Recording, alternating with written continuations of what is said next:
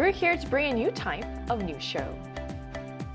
New insights, new styles, and new topics every day. We are News Generation. Bringing news just for you. It's Monday, February 2nd here in Seoul. I'm Lee Soo-jin, and this is News Generation. Joining us today is Grace. Happy Monday. Happy Monday. Also, Cheska's with us. Happy February. Happy February. It is February already, yes. Both are here to speak on behalf of people in their 20s and 30s. So as we head into a new work week and a new month, many of us are juggling deadlines, family responsibilities, and also big life decisions. For some, those changes are especially significant. And for Grace here, a moment of change is fast approaching as she's not far from welcoming a new addition to her family. So this is probably very exciting and joyous time for you and your family, but also this is a really big shift. So can you tell us how you feel about this? And as you're going to be a working mom now, so like, can you tell us your plans about parental leave? Sure, yeah. I mean, definitely it's going to be a big change. It's a mix of emotions from joy and anticipation to also a bit of anxiety and uncertainty. And as I will be a working mom, I'm very grateful that here in Korea, maternity leave is much longer than in the US where I grew up. Here in Korea, working moms are provided with a 90-day maternity leave so that they can recover after giving birth. And then they get a year to 2 year parental leave to working moms and dads with a time period depending on the company that they work for. And for me personally, I'm planning to take the 3-month maternity leave and then a year off for parental leave right afterwards. So about a year and 3 months off work while I raise my newborn. So Grace's situation reflects what many expecting parents are facing right now. So let's take a step back for people that are not as aware. Jessica, what does Korea's current parental leave system kind of look like? Yeah, so since 2026, Korea's parental leave system allows each parent to take up to about 18 months of childcare leave. And during this period, parents are entitled to partial wage replacements, which helps reduce financial burden of taking the time off from work to raise the children. In addition, parents with children aged 12 or younger can apply for reduced working hours due to childcare responsibilities, allowing them to better balance work and life. And that being said, while the system has become very generous on paper, as we'll talk about today, the actual usage of these parental leaves vary widely, and some find it very difficult to do so for multiple reasons. And employees at large corporations do tend to have better access, while those in small and medium-sized businesses often face practical and even cultural barriers and stigma. And there's also a noticeable gender gap, with women noticeably taking more parental leave, but the men parental leave has been growing steadily, so it's the proportions are kind of meeting in the middle together. Yeah. That does sound like a positive sign. So we're going to talk more about this, but first let's take a look at the screen.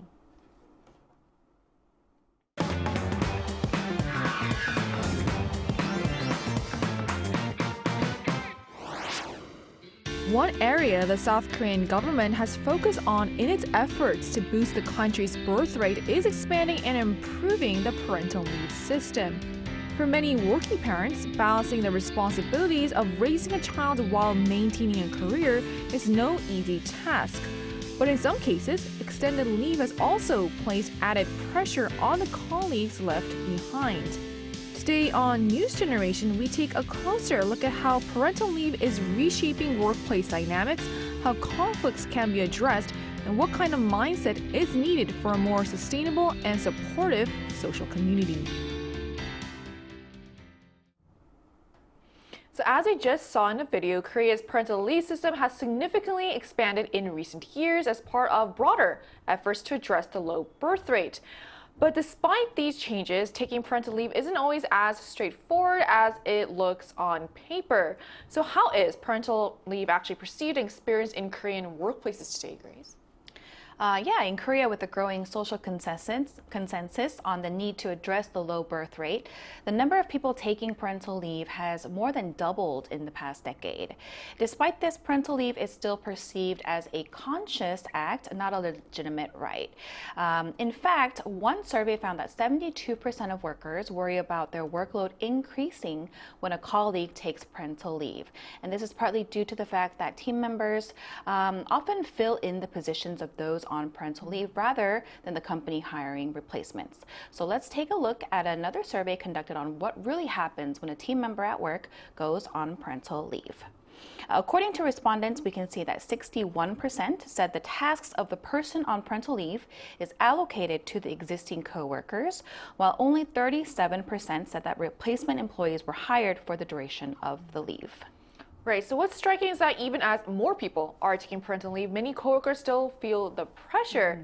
And studies suggest that this issue is even more pronounced depending on company size. So how does that affect how parental leave looks for them? Yeah, Susan, you're right. The company size does matter a lot, and I think it has to do with resources. Because as you saw in Grace's survey, much of the work is allocated to the current working people instead of hiring new people, which does require additional budget. So the issue becomes actually much more prominent in small and medium-sized companies, and studies actually show that very small businesses, nearly 40% of employees are unable to actually use parental leave at all.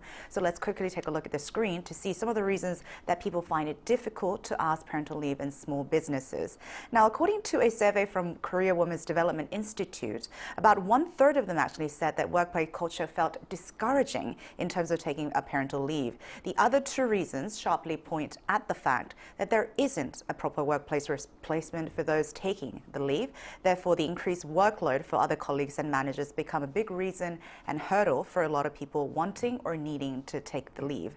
So again, how it looks on paper as a policy measure is very different from the realistic execution of it, and there are some existing gaps that make it very difficult for working women or working men to actually take the leave. Yeah. So what you said really highlights a gap between policy and reality for many people. And for many small businesses, parental leave isn't just a personal decision. It becomes a structural challenge shaped by staffing shortages, workplace culture, and unspoken expectations. So we also wanted to hear directly from our viewers. So we ran a poll on the Arirang News YouTube channel asking, what do you think about a colleague taking parental leave? So here's what the results showed. A clear majority of respondents expressed support, with about 77% saying they view parental leave as a worker's right. Another 20% said they understand the need for parental leave but are concerned about the additional workload it may create. Meanwhile, only 3% said they feel it is unfair. So what stands out here with the results is that support for parental leave is overwhelming in principle, but the reality is concerns do remain in practice, especially when it comes to how the extra workload is handled. So Grace, what kind of workplace tensions arise when employees take parental leave here in Korea?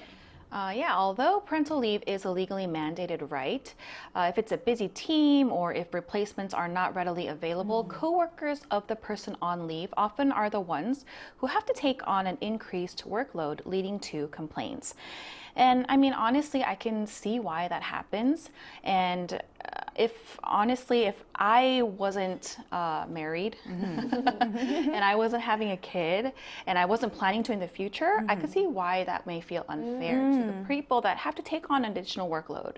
Not because it's their fault, but just, because of the situation. Of the circumstances that's happening around you that wasn't your personal choice, right? Exactly. Yeah. That's a reality for so many people. Yeah, and so I totally understand why these complaints are arising.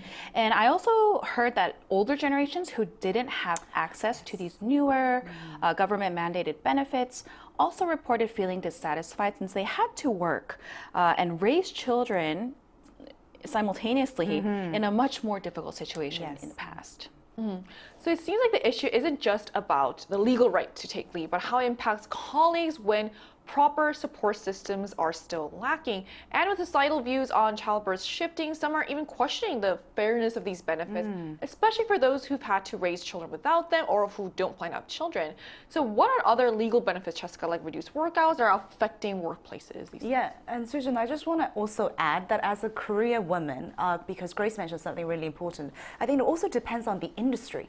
So even though there are benefits readily available on paper and on policy measures, some industries are very, very competitive, and how much you work and how continuously you work is very, very important to the positions that you get and the opportunities you get in the future. Some are lawyers, some work in consulting and finances. So even though they do want to take the parental leave and are offered, they find it very hesitant to take because that puts a career gap that they cannot fill when they come back. And it can feel overwhelming when you come back and then the workplace is different, people are different. Yes, and some people have excelled and you have not. Right. Yeah. So I think those are another issues that could happen because of parental leaves. But also, it's not just the parental leave. Korea also has legally mandated reduced work hour system for childcare. But in reality, this often leads to conflict in the workplace like we talked about. As we saw from the survey, when someone takes the leave earlier, the remaining workload usually falls on the people who have to fill in the shoes, which creates this tension and resentment among employees, as Grace mentioned, who did not make certain personal choices. In addition, while legal benefits like reduced hours could during pregnancy or leave or infertility treatment have expanded in recent years, many workers still hesitate to use them because of the pressure and fear of causing trouble and burden for other people. So again, the issue really isn't the lack of policy, it's the gap of what exists on paper and how people can realistically take them and use them in real life. So like we've said repeatedly, all this underscores the gap between policy and practice. So on paper, the protections do exist, but in real workplaces, especially those that are already understaffed, using them can feel a little risky. So to gain a broader perspective on this, we're going to talk to a young person in Europe about what parental leave looks like there. And that conversation will take place right after the break, so don't go anywhere.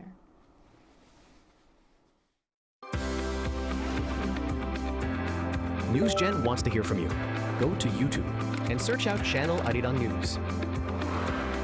Click Posts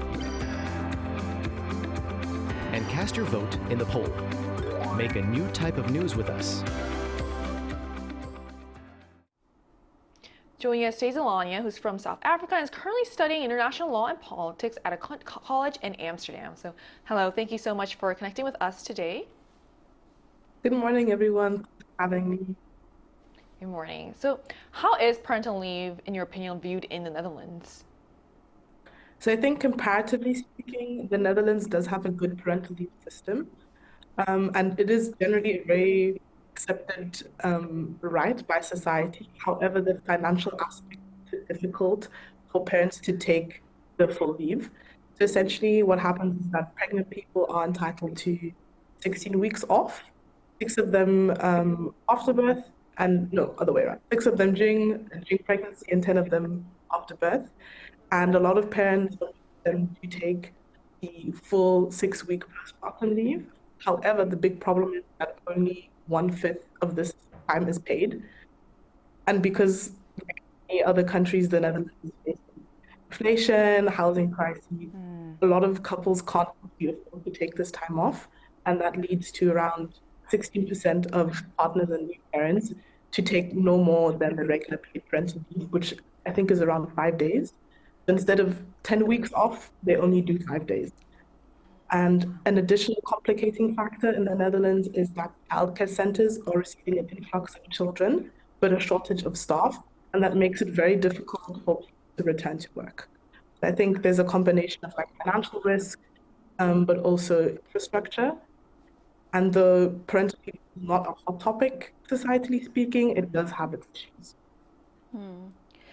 All right, then, Alanya, I'm curious, how do companies typically handle the absence of an employee on parental leave?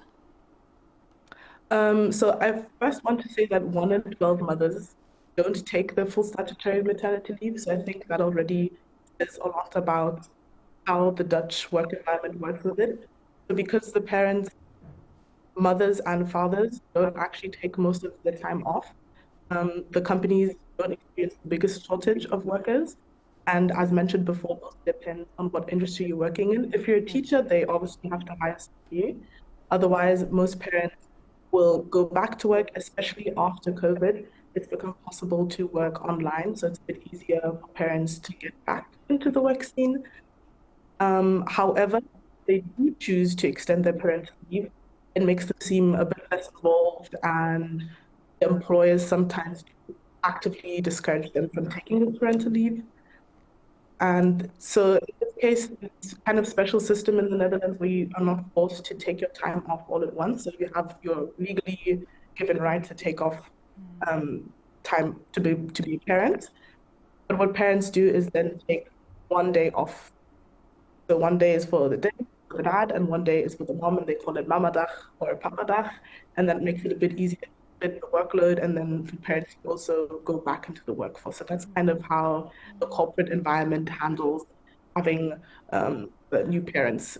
So I think it's a bit of a difficult situation because parents are forced to go back, and though the government also plans to make childcare free, the plans are not really going to work well because the childcare system is overloaded, and then if you make it free, it's going to be longer working lists, and that has to parents not being able to go back to work. So there's a big disconnect between what companies are willing to do and what the government plans to do to lessen the burden on parents.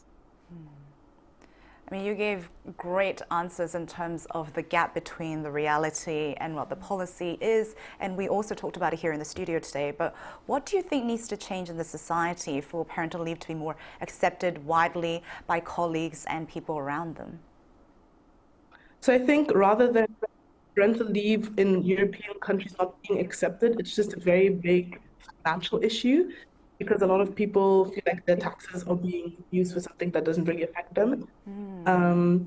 I think the governments have to be very careful about how they try to lessen the burden and how they want accommodations for parents. So instead of making childcare free, for example, they could increase the financial compensation for additional parental leave or kind of help companies in closing that work gap, making the work easier for other workers.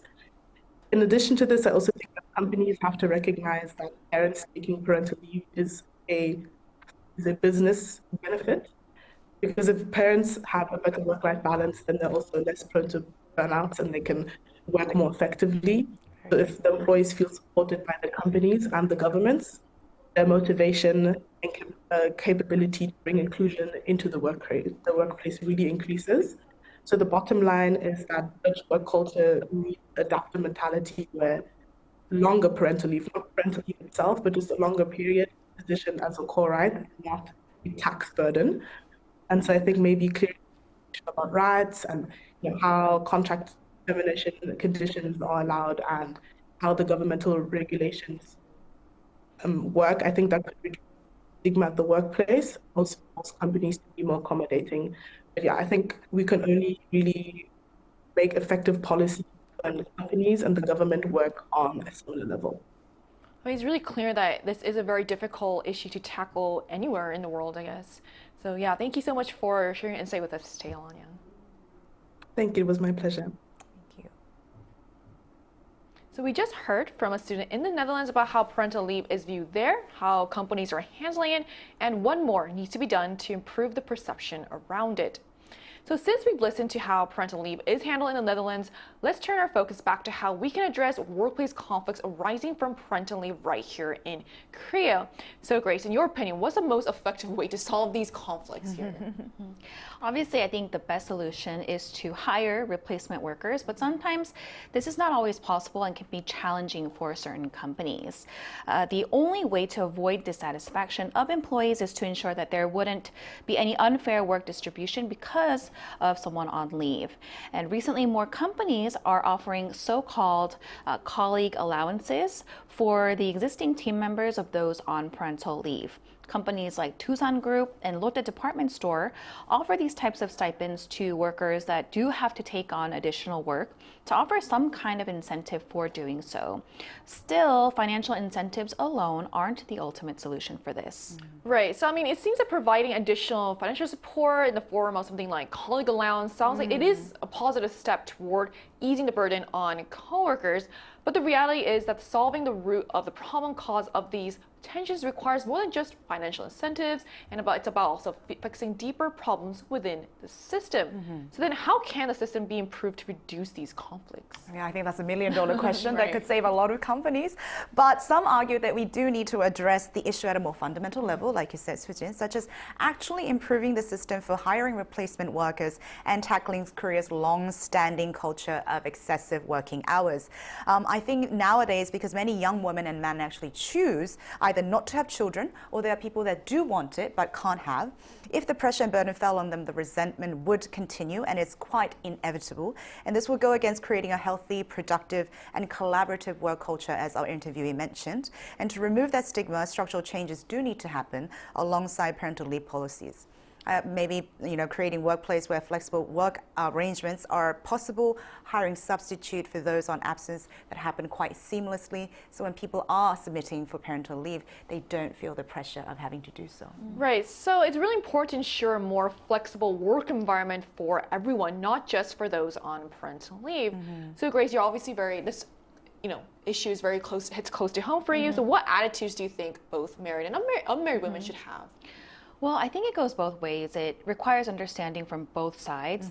While parental leave is a legally mandated right, those using it should be aware of the burden that this can potentially cause for their colleagues, and grateful for that support. I'm very grateful that I'm able to use this. I'm grateful to my team members for that support.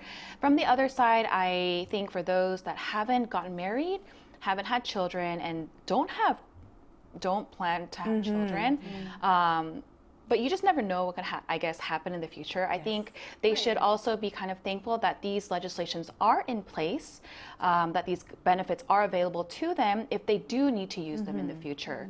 So ultimately, these types of legislations are put into place to protect workers and ultimately, to enhance work-life balance. Right, I fully agree. So it's about appreciating the support from colleagues while recognizing that parental leave is a right. But Jessica, what about unmarried individuals who may feel burdened by the extra workload? Like, what would you say to them? I think that's a great question, because as a woman, like Grace said, I think this is a very positive thing, and parental leave is an absolute must. But ultimately, the goal is to build an environment where flexibility isn't seen as a favor, but as a normal and shared right. And I think that's why the conversation shouldn't be framed as parents versus non-parents, but the real issue isn't who takes the leave, it's the workplace structure. And of course, if certain privileges are designed only for certain life stages and choices that people are making, then there will be resentment. After all, it is an individual choice we make, right? And if the options were available to everyone, then no one would feel stripped off of certain benefits because they didn't make a certain personal choice in their life, whether it be marriage or childcare. And now, as our interviewee mentioned, I think companies and the society should encourage taking parental leave because the benefit also falls on them and the people around them as well. So I hope that ultimately the most productive and encouraging environment is the one that supports everyone equally. I agree. So at the end of the day, parental leave isn't a personal favor. It's a social system. It's meant to work for everyone. And closing the gap between policy and reality will require not just better laws, but workplaces that are properly staffed, more flexible, and built on mutual understanding. And only then can parental leave stop being a source of conflict and start being a shared responsibility. And that brings us to the end of today's episode of News Generation. But News Gen will be back tomorrow at 10:30 a.m. Korea time with more stories and discussions. A big thanks to Grace. Thank you for having me. Coming in. Also, Cheska. Pleasure always mine. Thank you. And to our viewers, thank you so much for joining us today. And we hope you have the best day. We are News Generation.